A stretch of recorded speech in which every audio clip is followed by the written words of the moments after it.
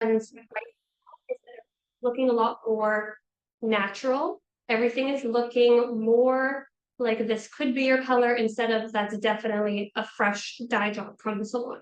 So with the brunettes, you're seeing richer tones, deeper tones. With the reds, you're seeing a lot more gold than you are like a true red or a true violet.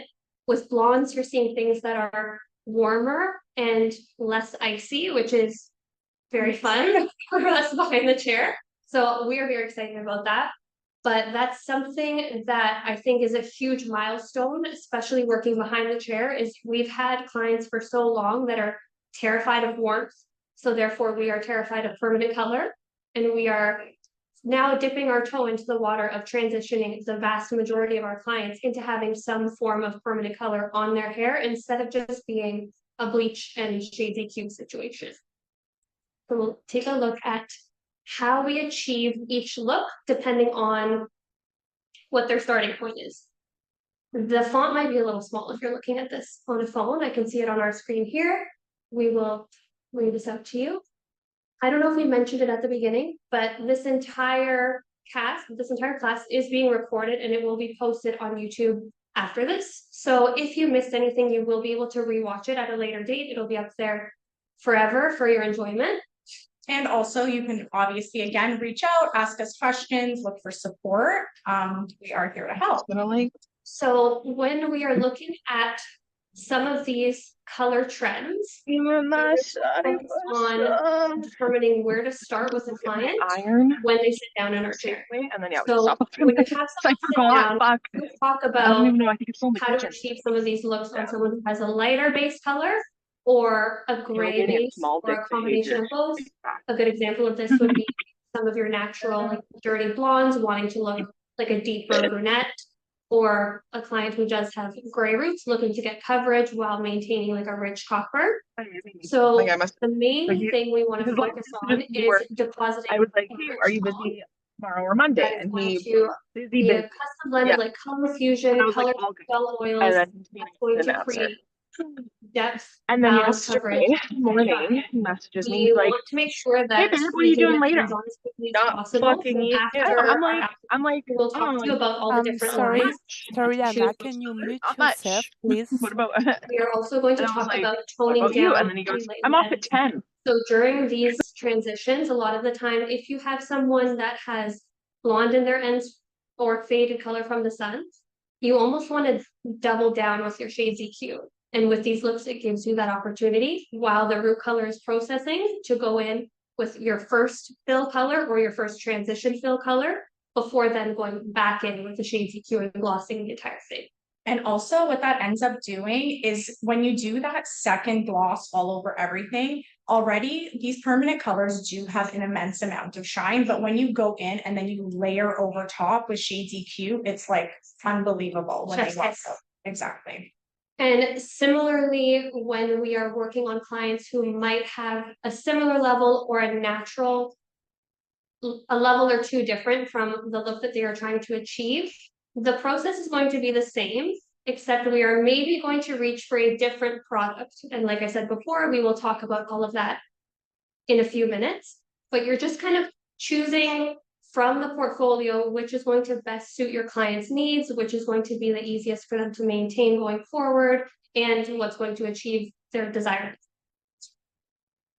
So these are some mood boards we have put together for you.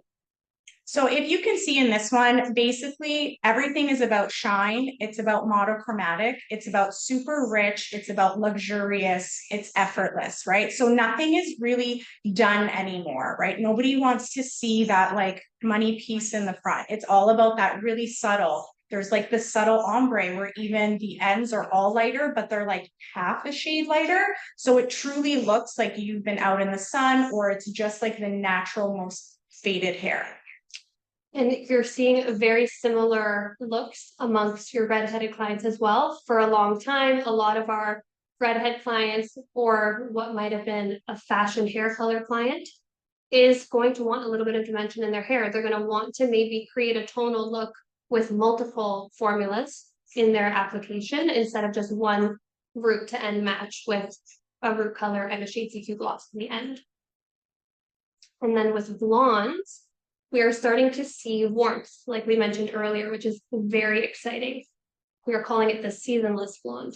Yeah, it's super creamy, it's rich, it doesn't look like you went to a salon and got a bunch of oils in your hair, even though you probably did. But it's all about in the toning, the glossing, and the application to maintain the warmth in the hair now. So this is the Redken Color portfolio. If you are not already familiar with it, I would encourage you to take a photo of this so that you can reference back to the zones or reference back to the product that we might be talking to when we're doing our demo on mannequins. I think too, like not everyone, even speaking for us, you know, for the last however many years, we haven't used these colors because it's only been, you only use permanent color when you're covering gray. Everything else has been kind of like a balayage or a highlight situation. And then you go in with a shade DQ and you root shadow and gloss the ends. But now when we're seeing colors that need the warmth and need that support in the background to be warmer, we are starting more often to reach for these colors. And we want to kind of take that fear out of you being afraid to use a permanent color, because we all have this thing in our head like, permanent color is bad. But just getting comfortable with it so that you know how to use it and you know how to get predictable results. Exactly. We have an amazing portfolio, but it's also, it can be intimidating when you look at it. It's a very simplified portfolio when you look at it from a stylist perspective, because it allows you to really focus on what your main issue is, and then you can eliminate that thought process. So in the Color Fusion line, which is Redken's cream color line, they have their regular colors, and they also have a subcategory of Cover Fusion, where all of those colors are already formulated to work on clients who are 50% or more with existing gray, where you don't have to adjust or add in anything for the gray coverage. The coverage is there and the desired tone is there. So taking that guesswork out of, do I need to add this much of this and this much of this? You can just apply one singular color. And we actually use a lot of cover. I'd say we like increased probably a ton over the last like 12 to 6 months. Half of that is me because I do my roots every 3 weeks. Yeah, but I love the cover. So with the cover, it's going to just have a heavier dye load on that natural pigment. So that's why it's a really, really nice option when you are creating these monochromatic tones, because it still has that control built right in, whether you're using it to cover gray or whether you're using it to neutralize warmth in the hair, it is there. So understanding that that is already there for you helps in the process of choosing which color line to use. And then you'll also see the bottles that are next to the infamous Shades EQ bottle that everyone knows is all of Redken's liquid colors. So for those colors, you have your color gels lacquers, you have your color gel oils, and you have your 10-minute color. The biggest difference, I would say, when deciding between a color gel oil or a color gel lacquer would be similar to the choice between Color Fusion and Cover Fusion. The color gel oils has all of your gray coverage built into it. It has high shine. Its reflectivity is absolutely beautiful. And the application of a liquid color could be much more your preference when you're transitioning versus the application of a cream color. We use a lot of cover because I like the control that it gives me when I mix that with Shades EQ, but it's also very beautiful if you're working on someone with very long roots where you're really pulling things down far, or with someone who has really coarse hair, to use the liquid color on the root and then pair that with Shades EQ is a beautiful application. So it really just depends on what your stylist preference is. And in color gel oils, there is a Shades EQ equivalent. So if you are looking for something that is kind of all that monochromatic look, or for full refresh from roots to ends, you know you can use that. I would personally say, I think you agree that color gel oils like really has the best results in the darker colors. Those clients that have those that really dark hair, kind of like a 5 and under, and are starting to get gray and want to cover it, but you don't want to go in and use cover. Color gel oils is so shiny and it mimics natural hair so beautifully that when you put that on to somebody with really dark hair, it is so beautiful. It's also ammonia free. So if clients are looking for something like that, this would be an option. And it's a really nice choice because, like Cass was saying, on those darker levels, those have always been very rich colors, especially when you're working with warm browns or chocolate espresso tonal browns. But the shine that the color gels oils adds almost increases that tenfold. Like it just does something different than what we have seen with traditional color, specifically on those really dark levels. Like they're shinier than they've ever been. Yeah. Because brunettes are typically used to being shiny. So this just takes it one step further. Perfect.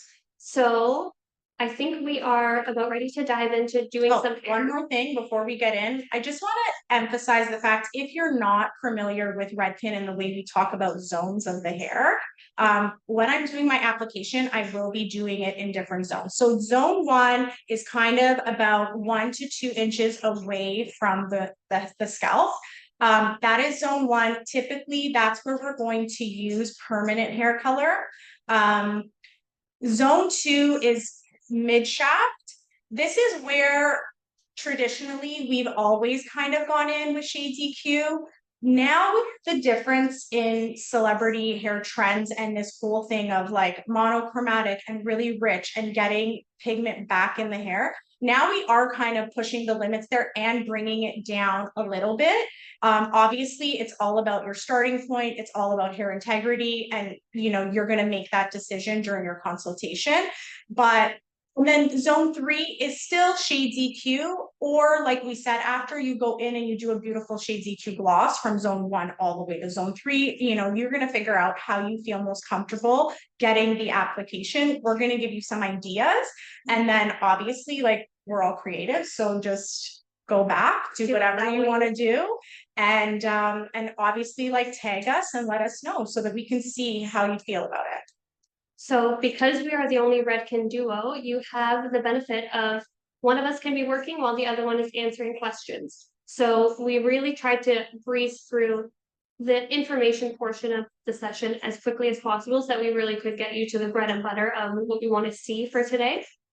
And so while Cass is starting work on the mannequin, I would encourage you guys to ask any questions about some of the topics that we've talked about already, and I'll be able to answer those in the chat for you. She will also be explaining her technique while she's going through, and if you need her to pause or you need us to adjust the sectioning or the lighting or the camera angle, let us know and we can make that tweak for you.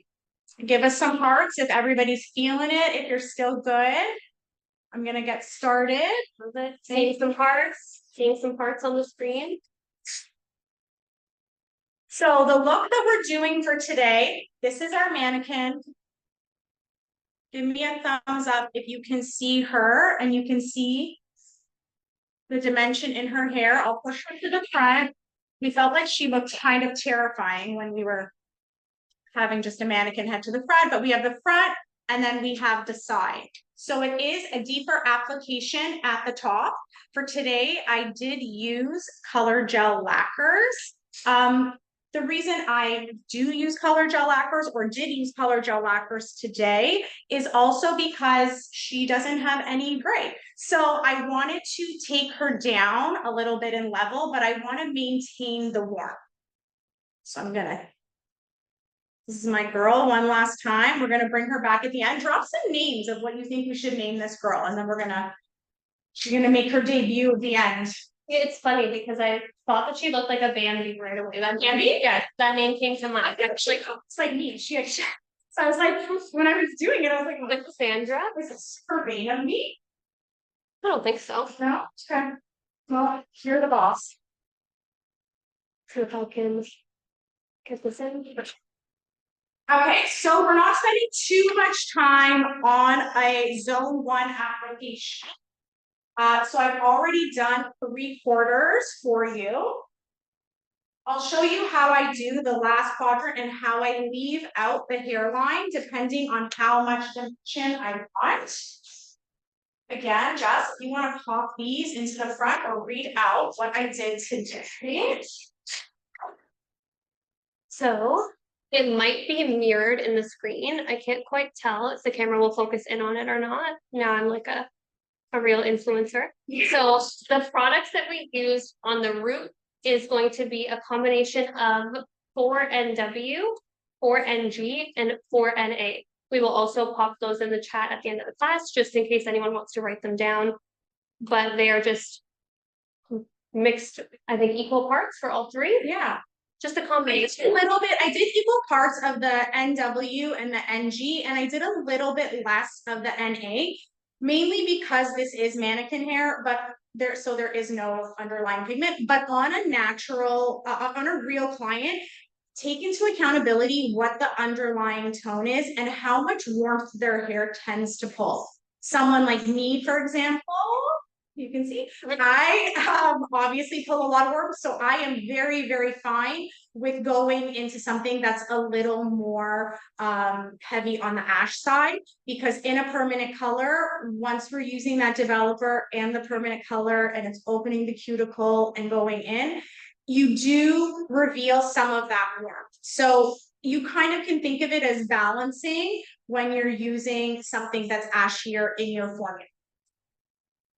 So another thing that I am picky about is I really, really believe just make sure to mix all of your product, whether it be permanent or shade DQ, with a scale.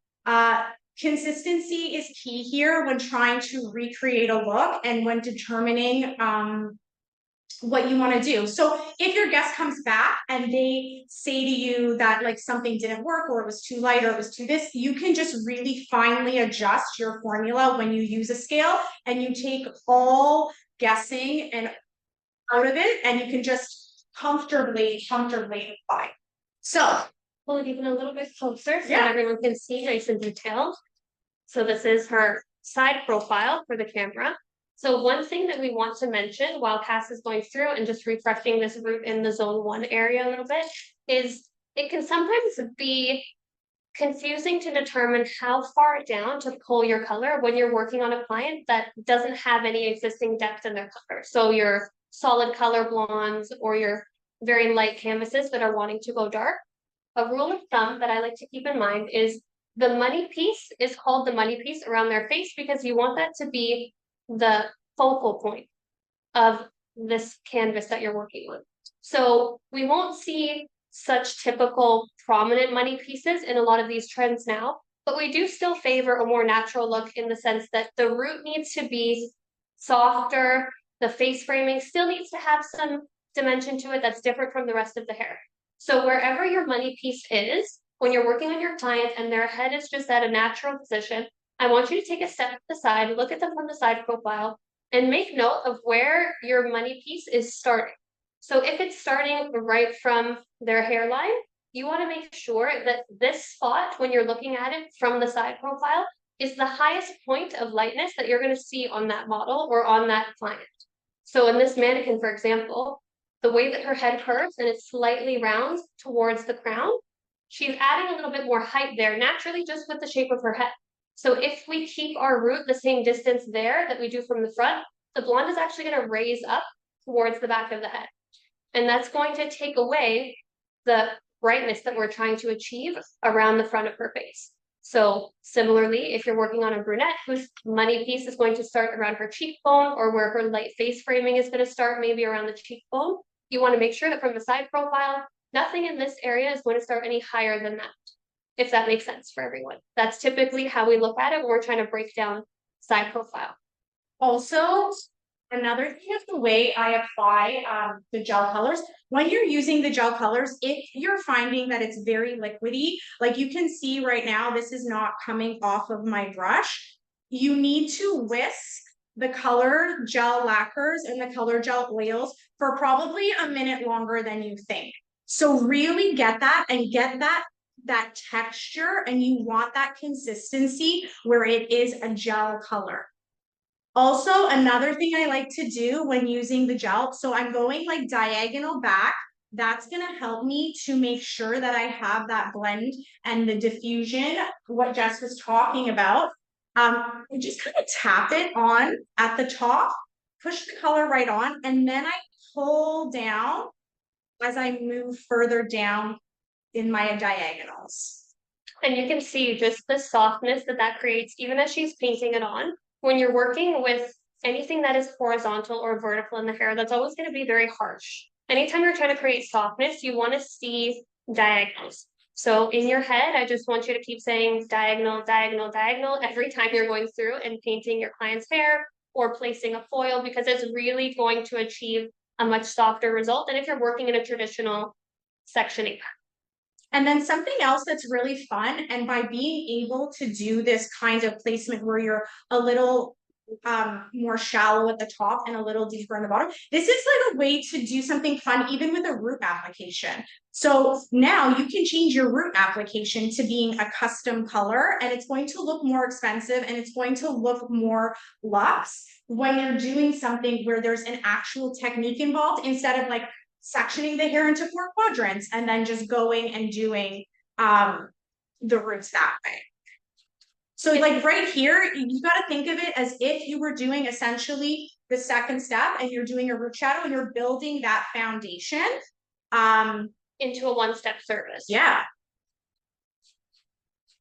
Also, another thing, like full discretion, the mannequin that showed you at the beginning, I did paint some lighter pieces on her just so we would be able to see that definition in through her color. So that would be to mimic if somebody were coming in and they already had lightened hair, or if you wanted to create that lightened hair, that's what you will need to do. Because Cass and I work as stylists behind the chair as well as Redken educators, we know how important it is to kind of keep in mind what stylists really need the most behind the chair. So we really tried to sit down and brainstorm and think of what situations are we finding most common with clients that are coming in right now, and how can we help you solve some of these problems or answer some of these questions that you might be having when the client comes in. So especially now, going into the cooler season, we're really having to recreate the depth in hair, even if it wasn't a blonde to begin with, because colors have faded and their ends are light, and you're almost starting from scratch when you're kind of reverse balayaging a lot of these clients. Okay, so second step of this, if you're good, give me a thumbs up. If you feel comfortable, this is something you would do. Maybe you're going to try going back and you're going to do a little bit of a shallower tip at the top. Right awesome. now, if you guys can't tell, this is the back of the mannequin's head. It's a little hard to tell on the camera, but Cass is working like right on the back panel of the mannequin. So we're going to get into step 2, and this is going to cover zones 2 and 3. So I'm going to work, normally I would stand directly behind my guest, but for your viewing pleasure, I'm going to be off to the side. We're going to tweak our backs so that you guys exactly. can I'll see get a massage later. Okay, so this is something that I do, and I've probably been doing, I don't know, a long time now. So I do this pretty much on every color I do. It is very, very rare, even on a highlight and gloss client, that I do one toner. It's also just a way to be creative and be super fun. And you create this idea of just like layering all of these beautiful tones on each other. And it's an insanely easy way to introduce somebody who is maybe not comfortable with going warm right away. You can alternate between a toner that you have been doing in the past, something that they're more comfortable with, something that's a little more neutral, and then you can layer in pieces something that's warmer and start to get them to feel like, get them to go home. They're going to go home, they're going to be like, wow, I really love the way this piece of my hair looks. And then they're starting to get more comfortable for you to go into that. So today I'm doing a brunette. So I'm going to show you, this is formula. This is my darker formula. I'll be your Wheel of Fortune showgirl right now. Anna. Is that her name? Yeah, Anna. Oh my goodness. She's Look how terrible young. that looks. No, guys. I don't have a manicure done, but here you go, guys. Oh. So the formula combination that Cass is working with is 5G, 3G, and 5NW. And I'll have her tell you how she kind of split that into her 2 formulas. So the 5NW, so this was a 4. I wanted something that was going to essentially kind of be a 4, but I am obsessed and love the G series, especially on brunettes. So I cannot stray from that. So I had to do the 3G, the 5G, I did those two at equal parts, and I added in the 5NW. It's still a warm color, but it does have the N in there, which is going to give us a little bit of control, just depending on your starting canvas and where you're going. For me, if somebody is already darker and you are just glossing, I would probably eliminate the NW and go in with the straight G, because it is so luxurious and shiny, and it's rich, and it's not red, which is the biggest thing with brunettes. And then here is my second one. Vanna round 2. So cute, the little Phasey Q bottles. So we have 6 GG and 6 VB. So if you can't tell, I obviously love G, so I love GG. So I love 6GG. I think it's amazing for if you are taking somebody a little bit darker. It is great because it does have that element of the extra gold in there. Almost essentially act as like a little bit of a fill when you're doing something like that. The VB, another color that is like so true to my heart. I love VB. I use it in 6, 7, and 8 all the time because it just has so much control. And on a brunette, if you have a brunette who comes in and always complains about being warm, this will save you. It is so amazing. It has been my toner for myself for a very long time now. There's 8NV, which I also do love when I have lighter, but anything in the deeper shades, anything like a 6, it's just a given there's going to be VB in there for me.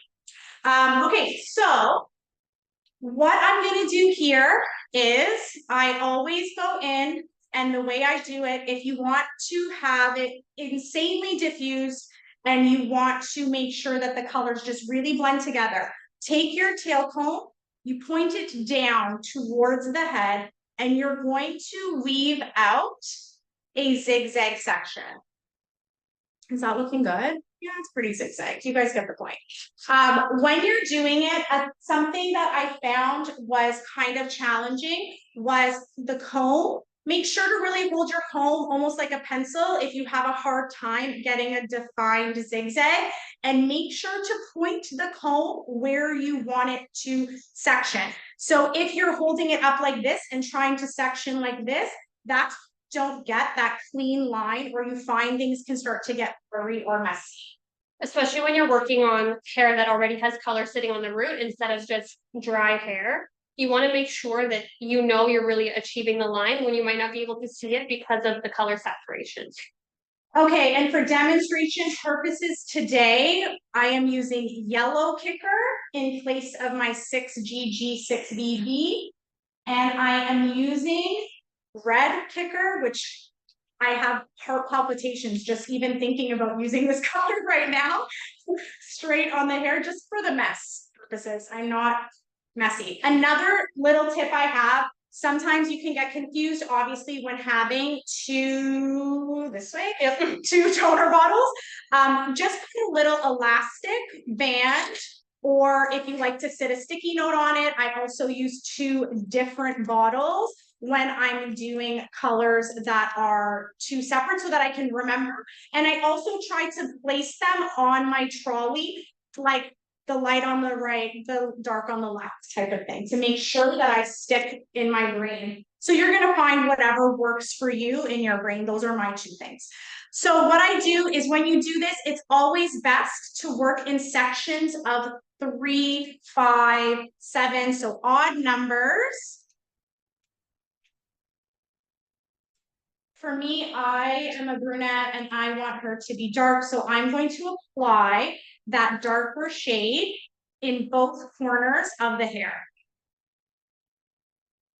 I kind of rub and blend them in together, but not too much rubbing. You want Shades EQ to look glossy and wet on the hair.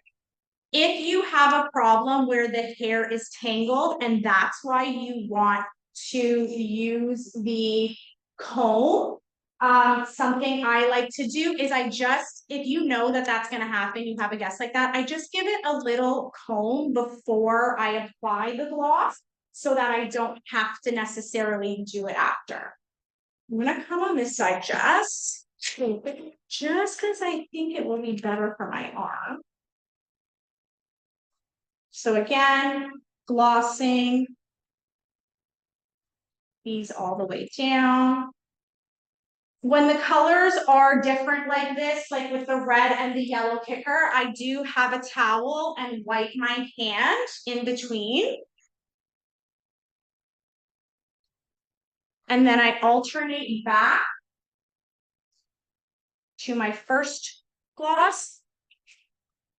So this is something that you'll decide, and you'll decide in your consultation. And if your client just maybe gives you free range, that would be amazing for you. But you can decide. If you did 2 lighter ones and a darker one in the center, you would obviously start building a lighter foundation in through the ends.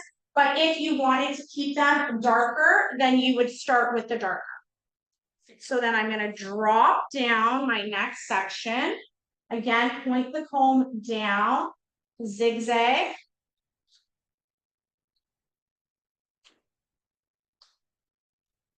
And this one, oh, go ahead. That zigzag again too, it really does allow you to work almost as if you're doing a horizontal section, which most of us are probably doing currently when we're doing a root and end application.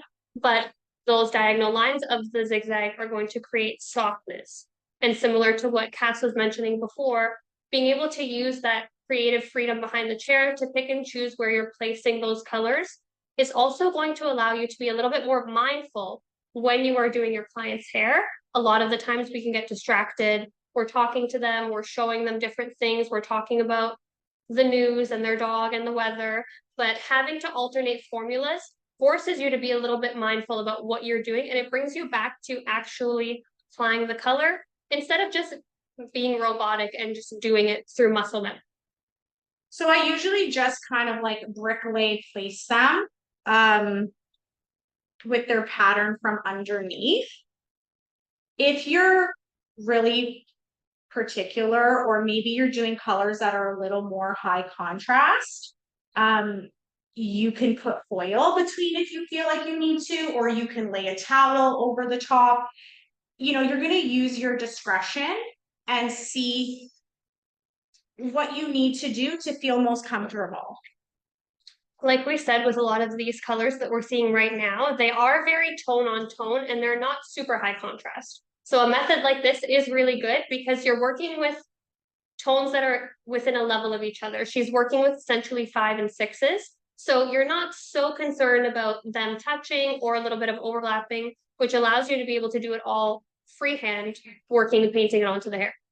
Also, like Jess is saying, when the tones are so similar to each other, it's kind of okay for it to not be super, super, super perfect, right? Like you're going to do your best.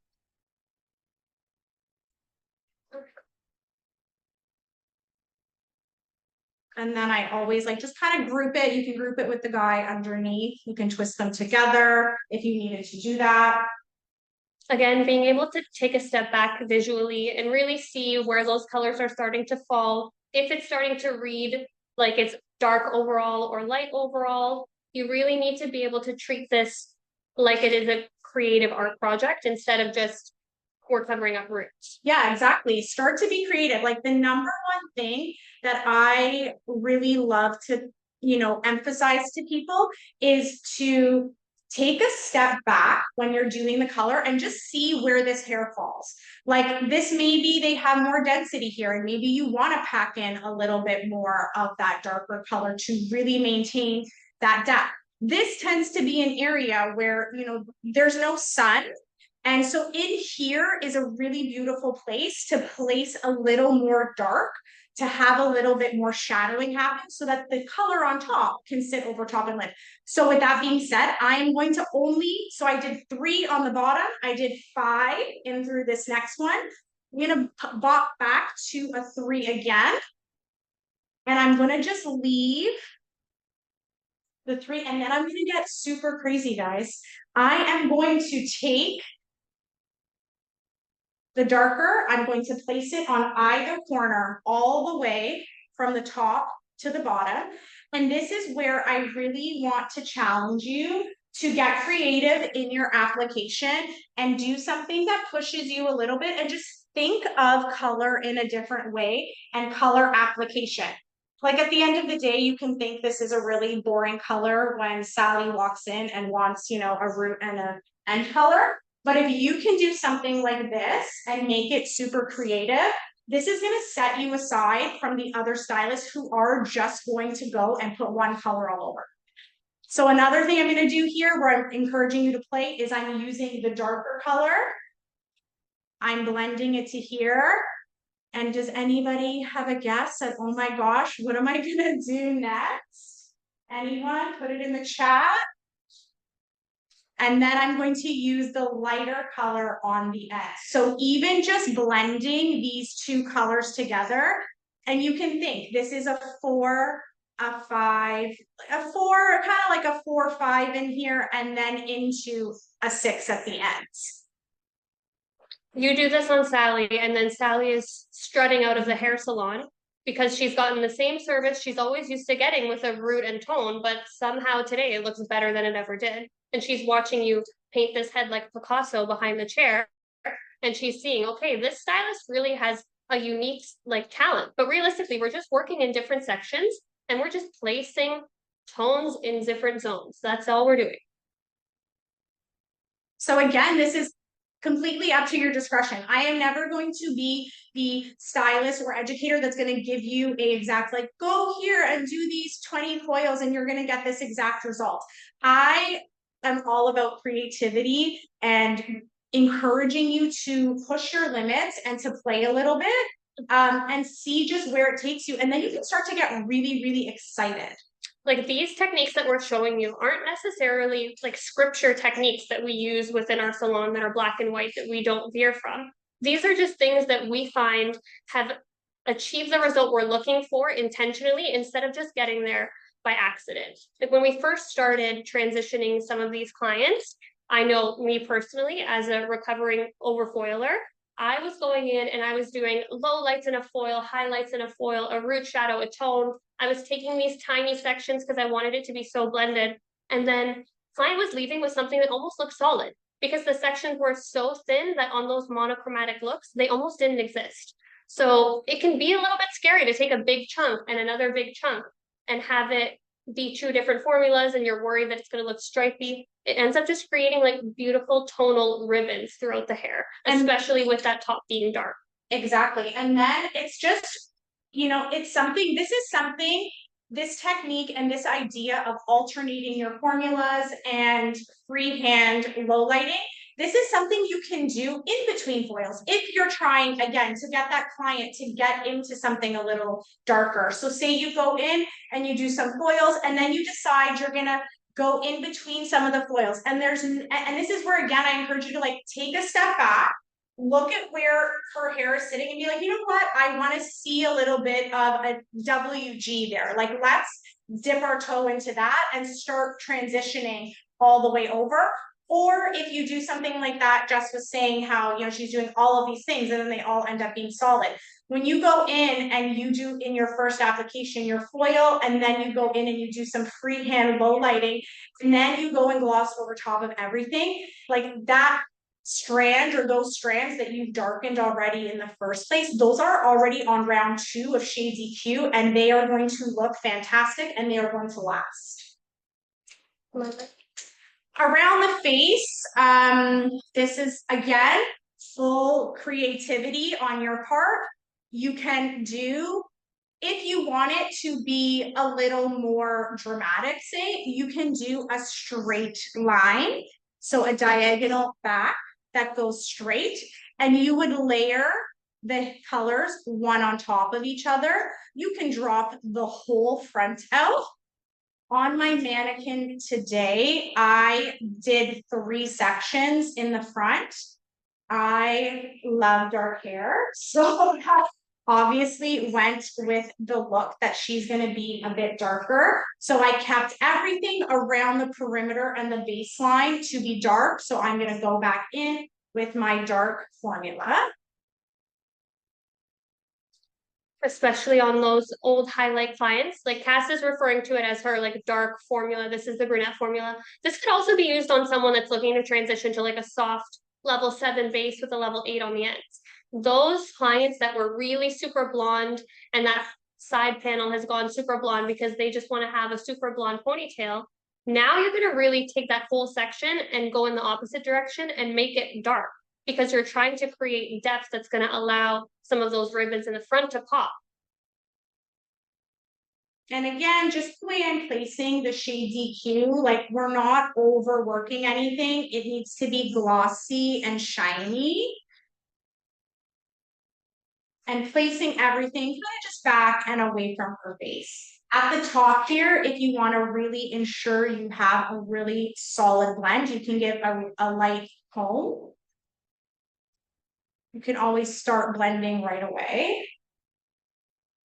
Again, breaking the rules a little bit and what we're used to doing traditionally, and pulling a little bit of that root down into the zone 2 area, especially on clients that have a lot more natural, because you want to expose some of that underlying warmth in the zone 2. You want to see some of that richness and have it be a little bit more reflective than just going in with a standard gloss. Ooh, see, as I'm doing this, I'm like my creative juice circling, like, okay, add a little pop here. What can I do now? Okay, but that is something for you to do later on back at home, because we want to just hit a few more things before we finish up today. Give me a little heart or a thumbs up if this is something that you are going to go back and try. I would be so happy. Please do it. You can do it. Do it. Love it. Oh, we're getting super hearts in the chat. I don't know how you do those emojis, but I love it. She's gorgeous now. Hey, don't touch it. Sally is cooking. Cass made a mess. That's why she's telling me to be mindful. No, those are really messy colors, and that stresses me out. I don't even want to take my gloves off because I just got a fresh manicure. I'm gonna lick it off the floor. I love the mess so much. It's so good. All right, let me see if I can double down on sharing my screen and have it work a second time. Am I that lucky? Maybe. Let's see, drum roll. Okay. It's a big sound. Love it. It's working. Okay. So I'm just gonna make sure that I'm not missing a slide here. So diving into talking about the backgrounds of some of the colors that we're going to discuss and how to use these colors to your advantage, you're going to see 3 main categories when you're working with the entire Redken portfolio. You're going to see anything with a black to gray background. That's going to be your go-to when you're trying to provide a cooler or a more natural finish. You're trying to diminish a little bit of warmth. When you're working with anything that's a brown to tan background, that's got a lot more of a natural foundation to it. So it's going to give you coverage, it's going to give you depth, it's going to give you richness without going in and adding too much behind it. And the no background colors, those are going to be your true to tone, vibrant colors. Like Cass was saying, if you're going in and you're refreshing the ends on a client that was already colored previously, maybe they're coming for their follow-up appointment, you're going to want to go in with something that has no background in it, because you don't want to darken or remove some of the vibrancy of those colors. So it's a lot more fun to reach for something like yellow kicker and throw it on a mannequin, because it's going to just add a little more brightness. It's not going to make it canary yellow per se. So with the level system, Redken has a system levels of 1 through 10. There's a traditional color system. There's also an American color system. So depending on what color line you are using within the Redken portfolio, they might read a little bit differently. But traditionally, we're looking at 1 being black, 10 being ultra pale, super non-existent blonde, and their undertones, corrective bases that go according. So we know, I think we lost our camera shade.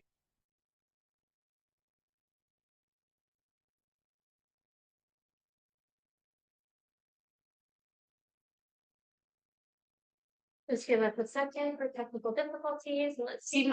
We were too lucky with the slide. I know, I jinxed it. That's okay. Everyone can see us. We're back. We're back. I think We're live. Okay, so we aren't going to go too far into depth as much as we would love to, but we only have you for 1 hour today. So we have to make use of the time in the best way we think possible. So you all have your shades EQ charts. You all have your color fusion charts. All of these things will include the undertone with the corrective tone. Oh, and I think we might be having our battery die. It's okay, I'll switch us to webcam. We can kiss the good quality video goodbye, everyone.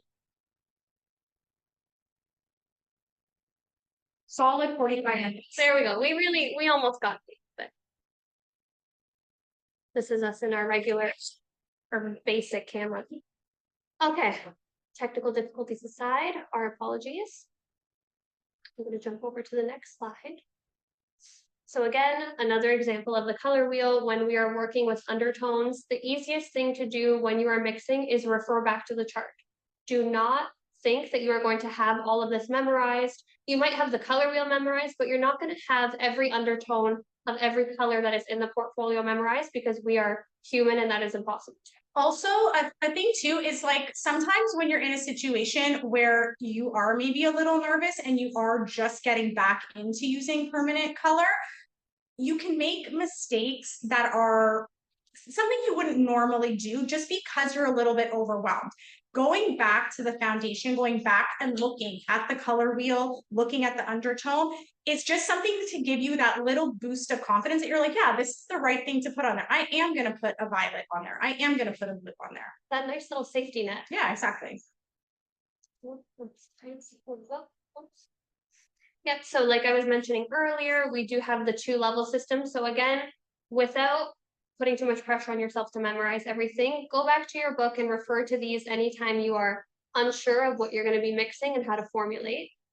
And then you're going to look at some of the categories, like we said, within each portfolio. To simplify things, if you are just getting started, you can very easily reach for Cover Fusion or the color gel oils and completely eliminate the need to create a color because they have pretty much everything covered with your reds, your coppers, your browns, your blondes. I think something like Color Fusion and color gel lacquers is something when you're dipping into gray coverage where the guest maybe is going to be okay with having a reflect where that gray used to be versus having coverage. If your guest wants to walk out and not see gray hair, this is not going to be something you're going to use. Just use the Cover Fusion and use the color gel oils because you do get that consistency and you will get that predictable result. Again, all of this is included in your book, but we did want to make sure to touch on it just to answer any questions if there was any confusion with how to read the charts or what they mean. When you have your mixing portfolios, like we said, you can go in and you can create it from scratch, or you can use some of the existing ones that are meant to cover gray, whether it be in a cool family or a warm family. So to show some different recipes and some different examples, these are different looks that we've created that are tonal. They are all within 2 to 3 levels of each other with all of the formulas that we're mixing. And you can see that they still all look very natural and very blended, even though we applied it in a way that's maybe a bit more extreme, taking big chunks. And then something else to just hit on here is like in this 3 pictures themselves, the girl on the far left, she was a lighter guest that went back darker. So this was all done with Shades EQ. Everything was very blended, lots of applications of Shades EQ. The girl in the middle was a virgin hair application. So she had never had any previous color. She's a 14-year-old girl with that gorgeous head of hair, and you should see her face. But that is why I went in and used Blonde Idol there, because I didn't want with her natural to just lose all of that warmth. So using Blonde Idol, which is the high lift color for Redken that is mixed for 2 to 1 instead of 1 to 1 for everything else, it really, really helps to maintain that warmth in there. And then again, over top of that, I went in and glossed with the Shades EQ. So again, that whole idea of that color Blonde Idol created a little bit of a base or a foundation to just have some tonal differences in a blonde guest. And then the last point is a 6 weeks cover fusion, retouch, and we gloss her ends with the technique that I showed you today so that we maintain richness and depth, and it doesn't just look like a boring word application. And similarly to those ends, like she's just using G, but it doesn't look like a G. It really just looks like an enhanced version of what she did at her previous appointment. And then again, these are some examples of different colors that are being created using a combination of permanent color and Shades EQ. On the first redheaded client, that is Cover Fusion 6NGC. We love working with these tones because you're going to get the gray coverage. On this client specifically, she doesn't need the gray coverage. She has light hair. So because she has light hair and I'm wanting to add depth, I'm not fearful to put a little warmth in there because I really am trying to make it a rich looking color. Versus if I was doing an application on someone who was darker, maybe I would be reaching for a color gel's oils or a color gel lacquer and choosing something that's a bit more neutral so that as I expose that underlying pigment, I'm still getting the desired tone of a natural copper. And I think another thing that's really important to say about Carly on the left is Carly has extremely coarse hair. So hair texture does make a big, big difference when you are choosing your permanent color line and how much kind of intensity you need or how much, you know, control you need when you're using that. And again, we've got some different examples of what these colors look like, and we can walk you through their starting points a little bit.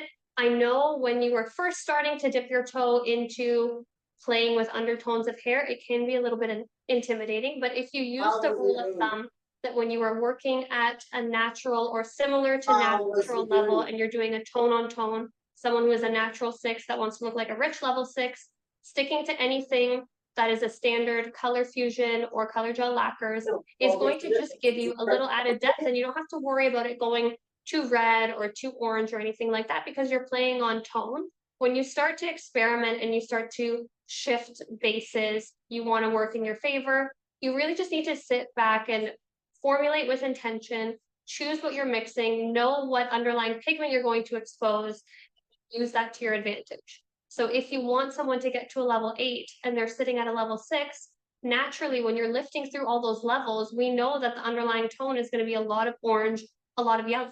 So if that client wants to look like a natural redhead, then maybe you're not adding any copper at all. Maybe you are just using something that's in a higher level. The tube needs to be an 8, even a 9, and maybe it's natural, maybe it's even ash, and you're going to have all of that added orange in there already. You don't necessarily need to reformulate to have that be your desired color, which is what we're used to doing when you're working with Shades EQ on the ends. This is the last slide I have for them. It is. That's it. We made it. And what time are we at? 3:25. Okay. Are there questions that we can answer for you in the next 5 minutes? Or you can, again, like I said, message us later.